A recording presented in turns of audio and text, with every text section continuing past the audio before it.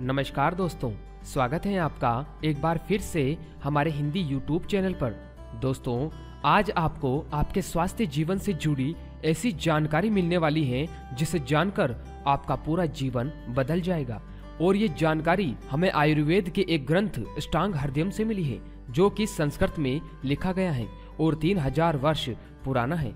दोस्तों, आज के दौर में हर एक व्यक्ति किसी न किसी बीमारी से ग्रस्त होता जा रहा है और हजारों लाखों रुपए इन बीमारियों को ठीक करने में खर्च कर रहा है, मगर व्यक्ति एक बार भी अपने दैनिक दिनचर्या में झांक कर नहीं देखता है कि आखिर वो ऐसा क्या खा रहा है जिससे उसको ये सब दुख तकलीफें झेलनी पड़ रही हैं। संपूर्ण सुख और आनंद की प्राप्ति के लिए लोग धन कमाने में लगे रहते हैं, पर वो ये नहीं जान पाते हैं कि सबसे बड़ा धन तो उसका स्वास्थ्य है।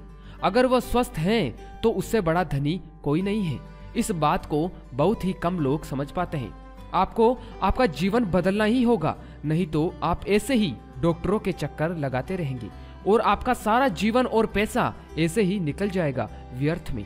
इसलिए आज हम आपको ऐसा डेली रूटीन बता रहे हैं जिसको अगर आप अपने जीवन में अपनाते हैं तो आपका पूरा जीवन तो बदलेगा ही, साथ में आपके हजारों लाखों रुपए खर्च होने से भी बच जाएंगे, क्योंकि आप कभी बीमार ही नहीं पड़ेंगे।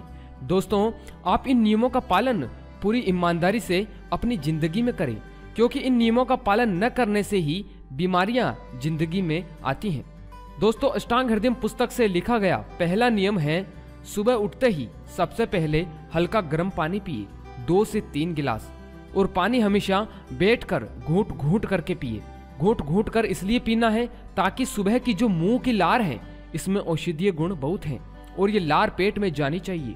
वो तभी संभव है जब आप पानी बिल्कुल घूंट घूंट कर मुंह में घुमाकर पिएंगे। दोस्तों, आप थूक को ऐसे ही ना समझे, क्योंकि इसी अष्टांग हृदयम पुस्तक में केवल थूक पर ही 1800 पन्ने लिखे गए हैं। इसके बारे में आगे आने वाली वीडियो में मैं आपको बताऊंगा।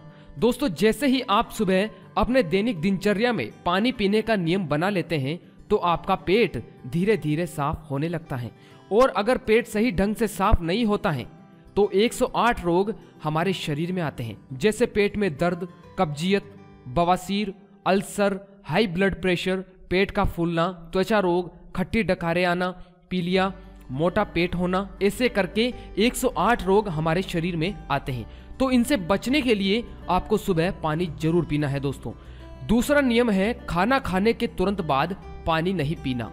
दोस्तों, आयुर्वेद में खाने के तुरंत बाद पानी पीना जहर पीने के समान बताया गया है, और इसका उदाहरण भी इस पुस्तक में बताया गया है, जो इस प्रकार है।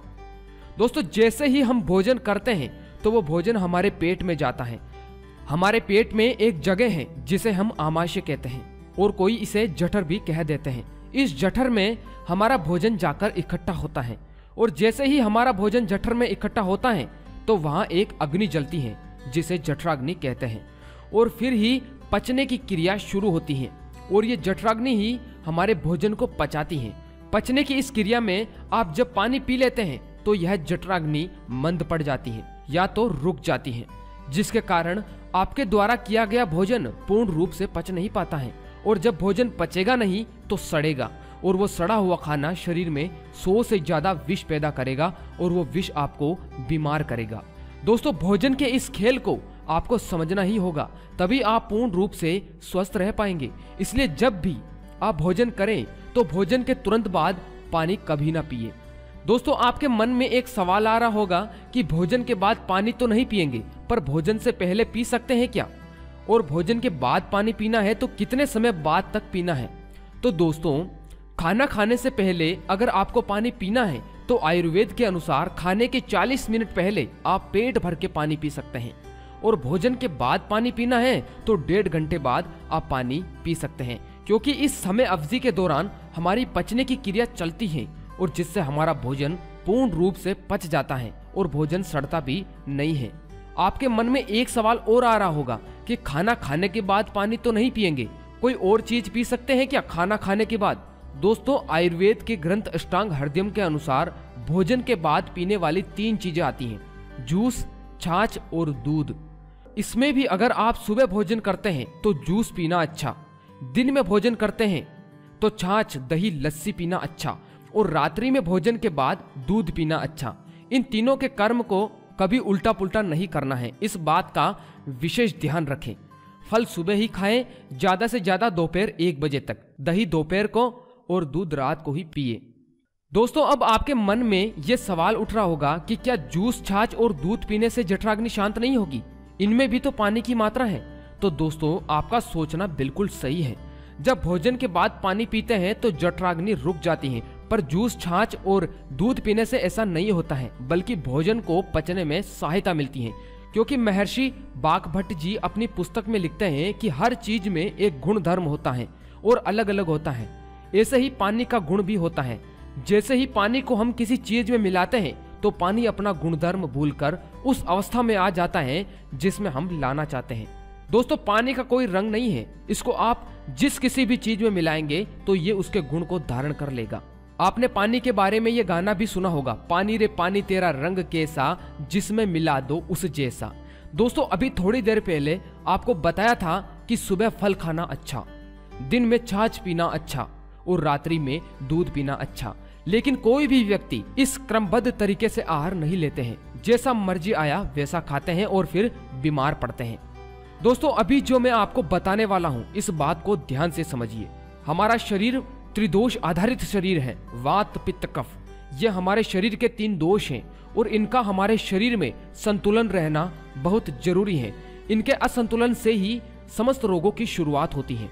जब हम सुबह उठते हैं तो हमारे शरीर में कफ दोष अधिक बढ़ा हुआ होता है।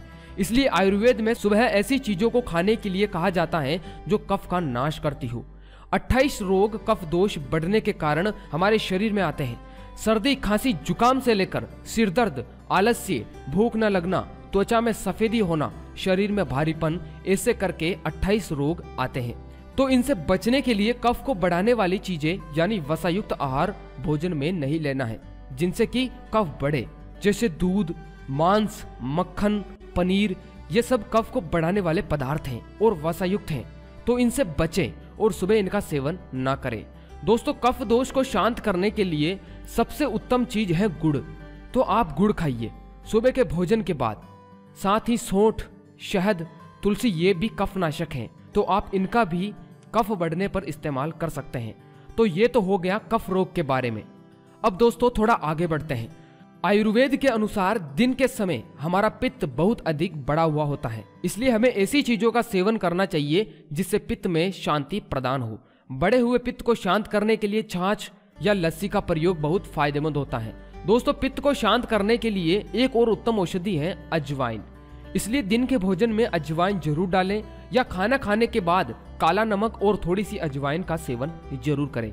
अजवाइन का अगर हम दिन के समय प्रयोग करते हैं तो पित्त कितना भी बड़ा हुआ क्यों ना हो, वो सम होने लगता है। इसके साथ ही काला जीरा, गाय का देशी घी, ये भी पित्तनाशक है। आपको पता होगा कि शरीर का पित्त अगर बढ़ जाता है तो शरीर में लगभग 46 से 50 रोग आते हैं। इसलिए पित्त के रोगों से बचने के लिए इसके उलट चीजें कभी नहीं खानी चाहिए।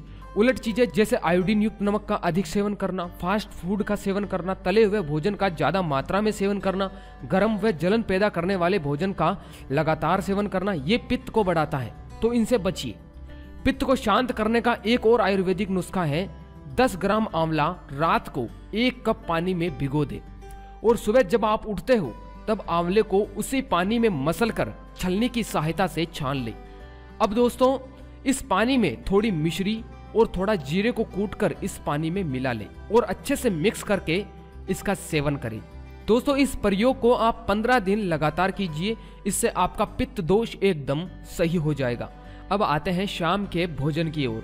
दोस्तों, शाम को हमेशा वात दोष का प्रभाव हमारे शरीर में रहता है, जिसे वायु रोग भी कहते हैं। आयुर्वेद के अनुसार शाम का भोजन सूर्यास्त से पहले कर लेना चाहिए, क्योंकि बाद में जठराग्नि मंद पड़ जाती है, जिससे भोजन पचने में परेशानी होती है।